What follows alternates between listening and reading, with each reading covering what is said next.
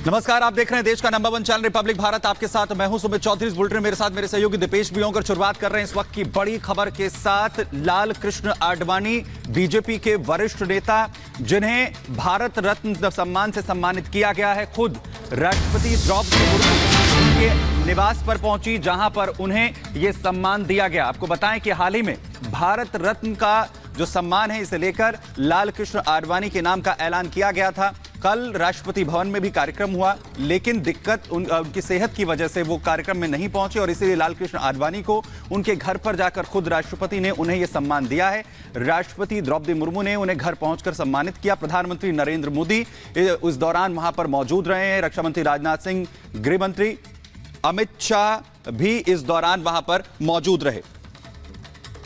वहीं अंजलि हमारी सहयोगी इस खबर पर ज्यादा जानकारी के साथ सीधा हमारे साथ यहां पर जुड़ रही हैं। अंजलि, लाल कृष्ण आडवाणी वो नाम जो भारतीय राजनीति में बहुत एक सितारे की तरह चमकते रहे, उप प्रधानमंत्री जैसा पद भी उन्होंने संभाला और बड़े जो है उनके योगदान रहे हैं, उसका जिक्र प्रधानमंत्री नरेंद्र मोदी ने भी किया। लेकिन कार्यक्रम में आज क्या कुछ रहा वहां पर जब खुद राष्ट्रपति द्रौपदी मुर्मू पहुंची?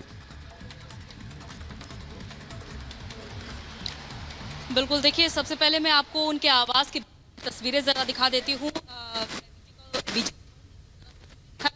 आज कुछ इस तरीके से आवास को सजाया गया था, क्योंकि सुरक्षा, तो जैसा कि तस्वीरें आप देख पा रहे हैं, कुछ इस तरह से उनके आवास को सजाया गया था और उन्हें आज इस सर्वोच्च नागरिक सम्मान से सम्मानित किया गया है। और ऐसा पाने वाले, क्योंकि भारत के सर्वोच्च नागरिक सम्मान यानी कि भारत रत्न पाने वाले वो बीजेपी के दूसरे वरिष्ठ नेता है। इससे पहले अटल बिहारी को ये सम्मान मिला और आज गृह मंत्री अमित शाह, रक्षा मंत्री राजनाथ सिंह, राष्ट्रपति द्रौपदी मुर्मू, उपराष्ट्रपति जगदीप धनखड़, पूर्व उपराष्ट्रपति नायडू और प्रधानमंत्री की मौजूदगी में उन्हें भारत रत्न से सम्मानित किया गया। हालांकि प्रधानमंत्री नरेंद्र मोदी के अगले भी कार्यक्रम थे, तो वो अब यहां से जा चुके हैं। लेकिन ये देखने वाली खास बात है कि लाल कृष्ण आडवाणी के अब तक की जो कार्य रहे हैं, चाहे हम उनके उप प्रधानमंत्री के रहने के दौरान की बात कर ले, जब उन्होंने अलगाववाद, आतंकवाद को लेकर के संबोधन दिया था, पुलिस बल को उन्होंने आधुनिकीकरण प्रदान किया, पोटा जैसा कानून लागू किया, साथ ही साथ सूचना प्रसारण मंत्री रहते हुए उन्होंने प्रेस स्वतंत्रता दिलाई। तो उनकी जो अभी तक के सर्वोच्च कार्य रहे हैं, चाहे हम बीजेपी की बात कर ले, उन्होंने सर्वोच्च शिखर तक बीजेपी को पहुंचाया। और पीएम नरेंद्र मोदी को एक कहा जाता है कि इस बात से कोई भी असहमत नहीं होगा कि पीएम नरेंद्र मोदी को आज प्रमुख चेहरा बनाने के पीछे लाल कृष्ण आडवाणी का ही हाथ रहा है। तो ये सब उनके कार्य हमेशा ही याद किए जाते रहेंगे, क्योंकि कल ये कार्यक्रम आयोजित किया गया था। भारत रत्न अभी तक 4 लोगों को दिया गया था, लेकिन स्वास्थ्य कारणों के चलते लाल कृष्ण आडवाणी वहां पर पहुंच नहीं पाए थे राष्ट्रपति भवन में, और इसी वजह से लाल कृष्ण आडवाणी को आज उनके आवास पर आकर के प्रधानमंत्री बिल्कुल बिल्कुल बिल्कुल, यानी समझा जा सकता है कि एक बड़ा सम्मान जो है वो लाल कृष्ण आडवाणी को दिया गया। हिंदुत्व का बड़ा चेहरा लाल कृष्ण आडवाणी, जिन्होंने उस दौर में हिंदुत्व की राजनीति की, जिस दौर में अमूमन हिंदुत्व के राजनीति से हर राजनेता परहेज किया करता था, लेकिन उस दौर में हिंदुत्व के झंडे को बुलंद करने वाले सबसे प्रभावशाली व्यक्तित्व को आज भारत रत्न जैसा नागरिक सम्मान सौंपा गया।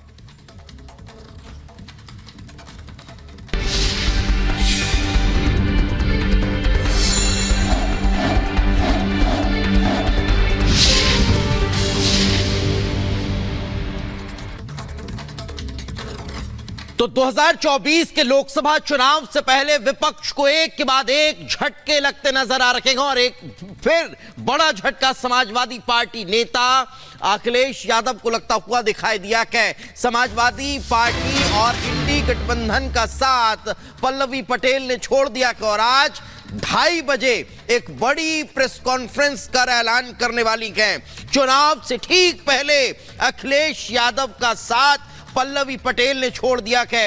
इंडी गठबंधन का साथ पल्लवी पटेल छोड़ चुकी हैं और अब एक नए मोर्चे की शुरुआत पल्लवी पटेल उत्तर प्रदेश में करने वाली है।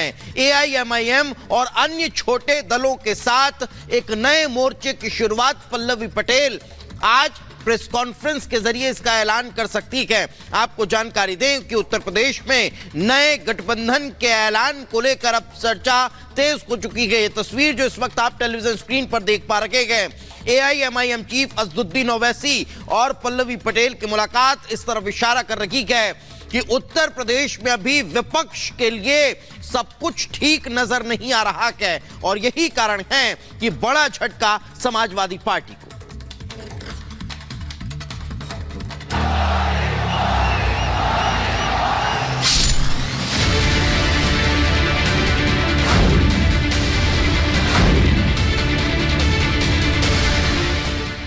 कहते हैं सियासत संभावनाओं का खेल है, इसीलिए राजनीतिक दल तमाम हमेशा संभावनाओं के बीच सियासी अवसर की तलाश में रहते हैं।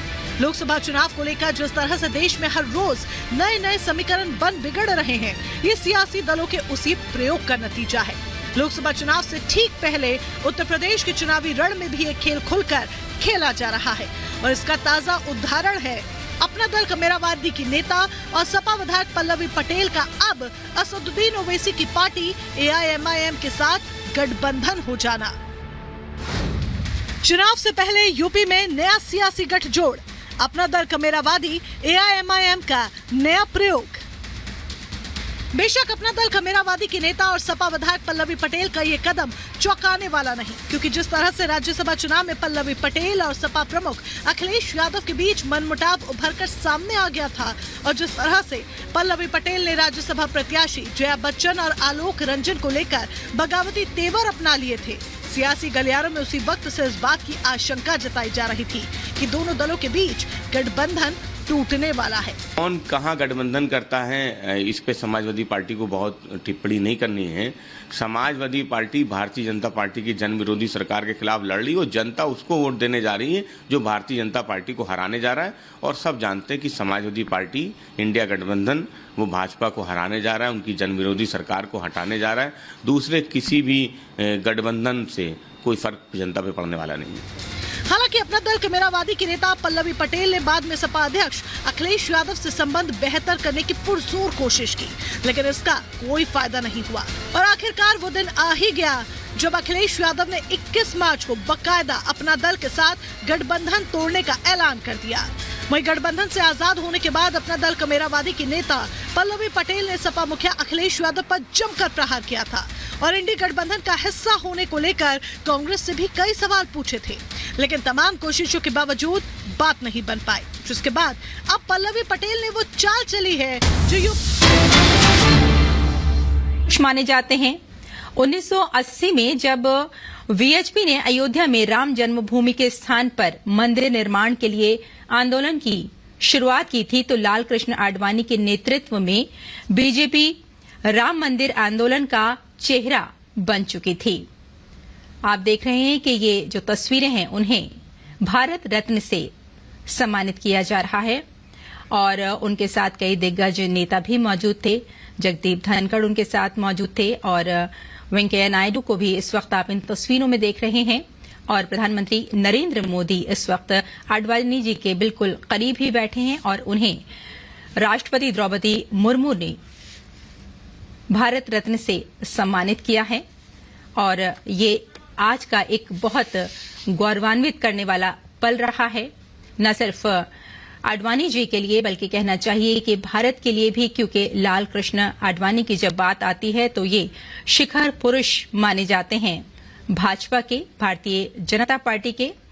और आपको यहाँ बता दें कि अपने कार्यकाल में उन्होंने कई ऐसे खास काम किए हैं जिन्हें कभी भुलाया नहीं जा सकता। जिस तरह से अभी हमने आपको बताया कि शुरुआत की थी उन्होंने मंदिर निर्माण के लिए आंदोलन की और उसके बाद ही वो आंदोलन का चेहरा बन गई थी भारतीय जनता पार्टी। और साथ ही लाल कृष्ण आडवाणी की जब बात आती है तो उन्होंने राम रथ यात्रा, और इसी खबर पर हमारे साथ हमारे संवाददाता शैलेंद्र मिश्र जुड़ चुके हैं। शैलेंद्र से बात करें।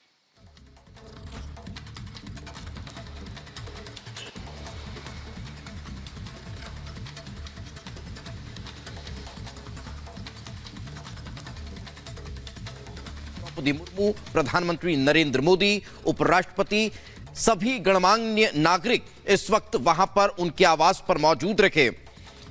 लालकृष्ण आडवाणी बीजेपी के संस्थापक सदस्यों में से एक, 1977 में जनता पार्टी के महासचिव रहे, 4 बार के राज्यसभा सांसद, आपातकाल के दौरान गिरफ्तारी के बाद भी मुखरता के साथ उन्होंने अपनी बातों को रखा। 1990 में सोमनाथ से अयोध्या तक की रथ यात्रा निकाली, जिसने पूरे भारतवर्ष और ये कहें कि उत्तर क्षेत्र में हिंदुत्व की लहर को मजबूत करने का काम किया। वो दौर जिस दौर में हिंदुत्व का नाम लेना राजनीति